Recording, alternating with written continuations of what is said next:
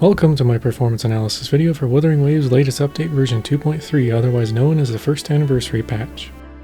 In this video I'll be showing you how the game performs in most of the average scenarios you will likely encounter during regular play on PlayStation 5. If a section of this video is not of interest to you, you are free to use the chapters to skip to a more desired section. Before we get to the normal tests, I want to get some frequently asked questions out of the way first. Is this at 4K?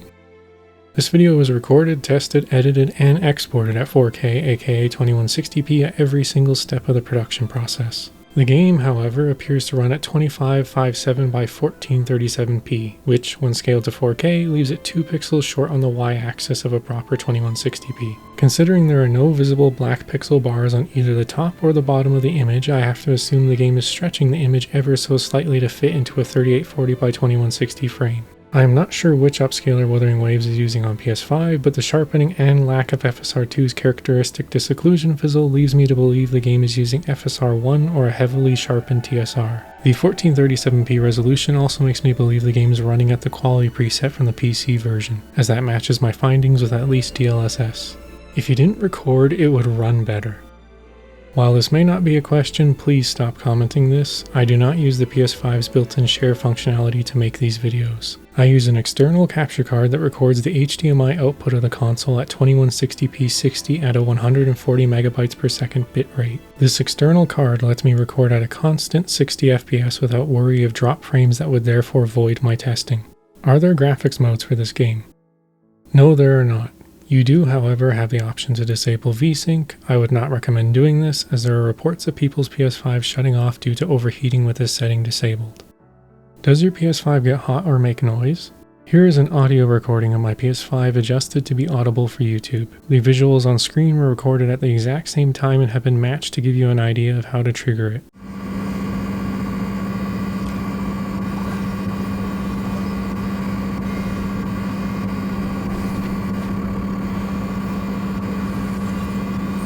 This sound comes and goes depending on the game's load. Oddly, the event screen is a guaranteed trigger for it. My PS5 has yet to ever shut off due to overheating. Will lowering my PS5's output resolution improve the game's performance? No, it will unfortunately not. What you see in this video is what you get regardless of the output resolution of your console. If lowering the resolution was a solution, I am sure Kuro Games would have done so by default. That's all the frequently asked questions that are applicable to this video for now. If you have a question of your own, feel free to ask it in the comments. I will do my best to answer it then and there. Wuthering Waves on PlayStation 5 is a very inconsistent experience. It sometimes runs acceptably, but more often than not, it runs so poorly that it makes the game rather frustrating to enjoy. For a smooth gameplay experience, we want the frame time graph to be as flat as possible.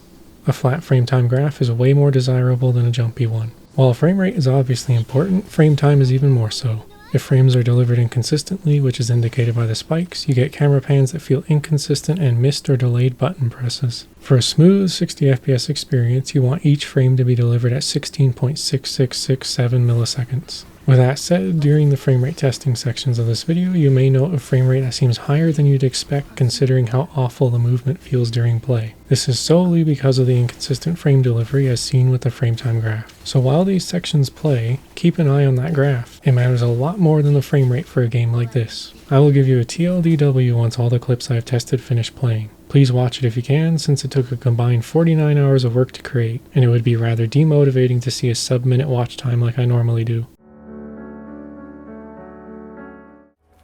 さて入力星の歌よどこを見ている容赦しないあ大したことない飽きたわさようならゆっ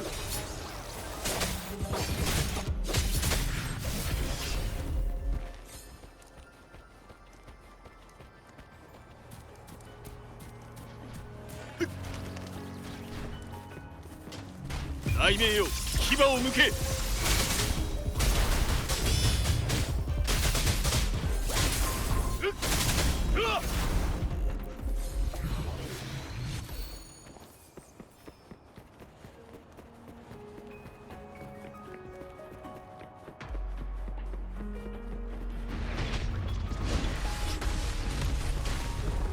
さて兵器入力はっ切りさあ行くわよ。終わりにする。アドアストラ。終わりにする。焼却。どこを見ている。おとなしくしろ。奇形も戦争に不可欠だ。切る。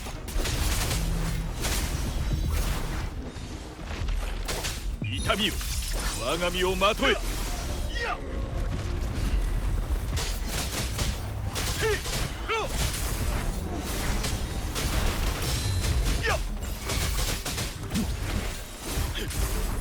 対のちぎりを告げる。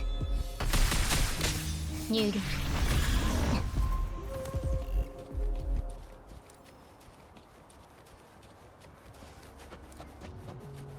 指示を。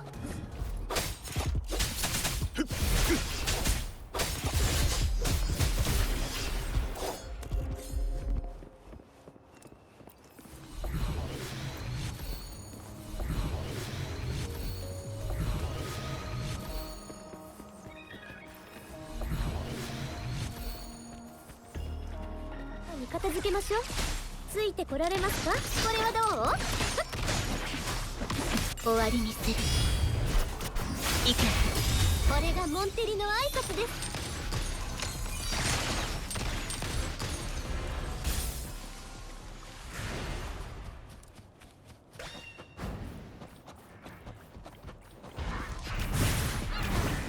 お静かに。宴の始まりですわ。逃げられるとでも。世界はこの手に。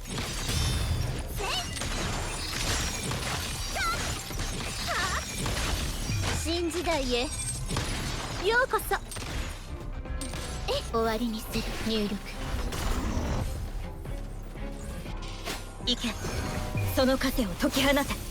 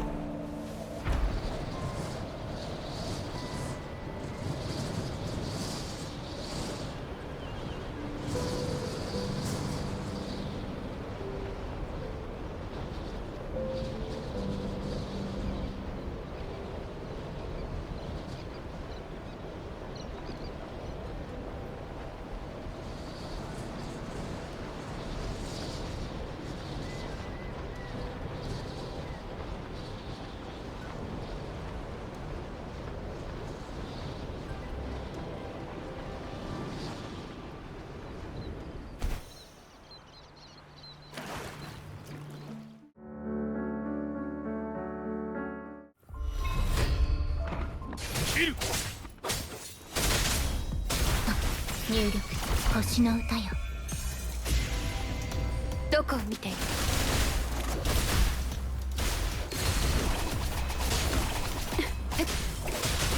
キリス終わりにする。さて獲物は誰だ。壊れる。奇形も戦争に不可欠。痛みよ我が身をまとえ。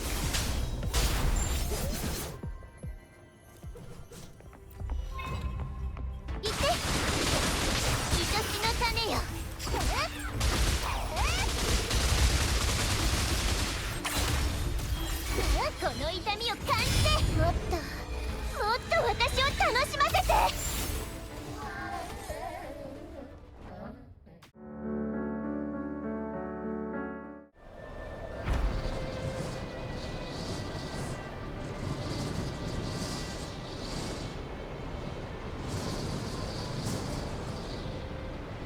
速やかに片付けましょう。お静かに。これはどう？私が誰かわかりますか？ひざまずきなさい。本意見。その枷を解き放て。入力神聖を授ける。これがモンテリの挨拶。勝利の女神が微笑んだ。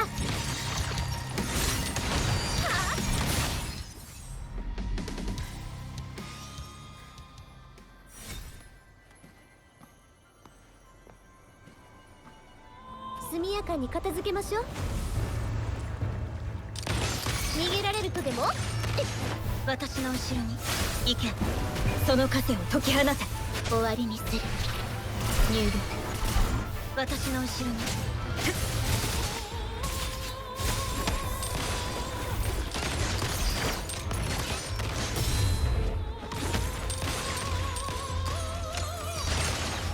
ひざまずきなさい。これはどう？勝利の女神が微笑んだ。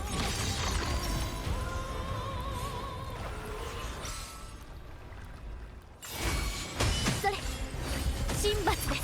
代わりにする。どうか私の声を聞いてみよう。はっ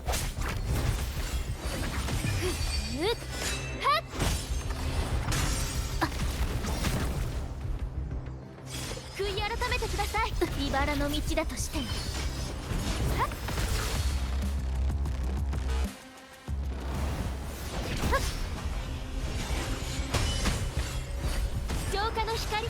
入力アドアストラ。行くよ。響け。聞いてみよう。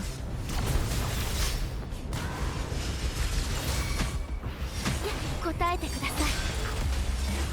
終わりにする。一緒に戦おう。焼却光よ前へ。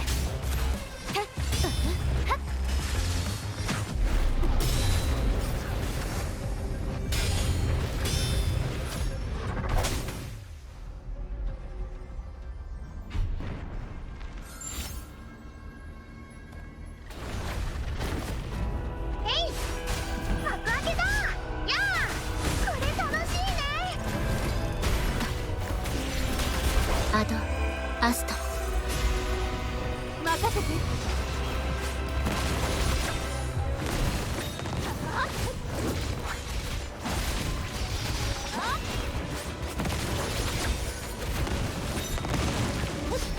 バレバレよ。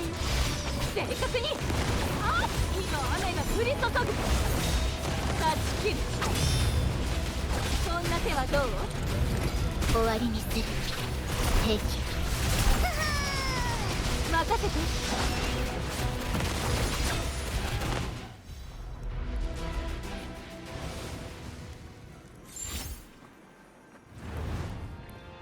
心配しないで。入力星の歌よ。アンコールの時間だ。あんこにどうする？近づくな。試練よ焼き尽くせ。こんな手はどう？終わりにする。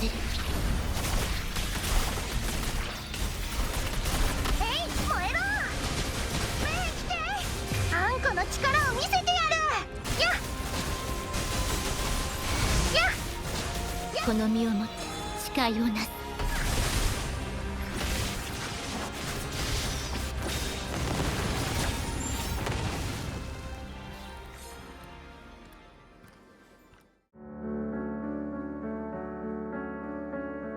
Wuthering Waves is a fun game and a visually appealing gacha title that is just too ambitious for the hardware of its time. The game targets 60 FPS on PlayStation 5, but absolutely struggles to stay at that target throughout its open world design. Isolated areas that you load into can sometimes perform a bit better, but others also struggle, just like they do in the open world. VSync is a necessity and should only be disabled at your own risk. VRR is not an achievable alternative in this game as it requires a frame rate at or above 48 FPS to work. The game does have some visible optimizations to help lessen the burden on the CPU to improve the chances of achieving its 60 FPS target, but unfortunately, it just isn't enough. At launch, the game appeared to run near or at a native 4K, but has since been toned down to an upscaled 2160p that has its internal resolution set at 1437p, aka PC's quality preset for your chosen upscaler. While I have no frame rate testing data from the prior two updates, I can say that anecdotally it feels rather unchanged, but at least we know that Kuro Games has actually tried to improve the performance of the game on PS5. Wuthering Waves uses Unreal Engine 4 as opposed to Genshin Impact's Unity 3D, and neither engine is specifically made to handle open world titles. Hoyoverse managed to pull it off on PS5, but PS4 is another story. Kuro Games' engine choice is interesting and chock full of challenges. Unreal Engine 4 is already notorious for frame time issues on PC, so similar issues being inherited here are not too surprising. While the game does not suffer from shader compilation stutter, as that isn't a thing on consoles, it does suffer from traversal stutter as well as stutter from general asset loading. The more enemies on screen, the more your frame rate dips. The same goes for particle effects and just general fancy spectacle. Kuro Games is in a tough spot if they wish to get their game more in line with their competition's big open world game. The only solutions I can see is either a redo of the game from the ground up just for the PS5, or an update that massively strips down the visuals of the game on PS5 to be more in line with the mobile versions. My first proposition is likely just too expensive of a project to take on, and not in the cards for Kuro Games. It doesn't take much of a look around online to see people blind to the issues shown throughout my video. So unless by some miracle Kuro Games can improve the game's performance with more and more hidden optimizations, I think we are stuck with what we have right now. We are 3 major updates into the PS5 version of the game's life, and neither has addressed the frame rate and frame time issues. And the nihilistic side of me says they never will. Just look at Hoyoverse with Zenless Zone Zero and you'll see what I mean. Thanks for watching. I hope this video helped confirm your suspicions about the game's performance on PS5. If you want me to cover it again, let me know by leaving a like and commenting down below.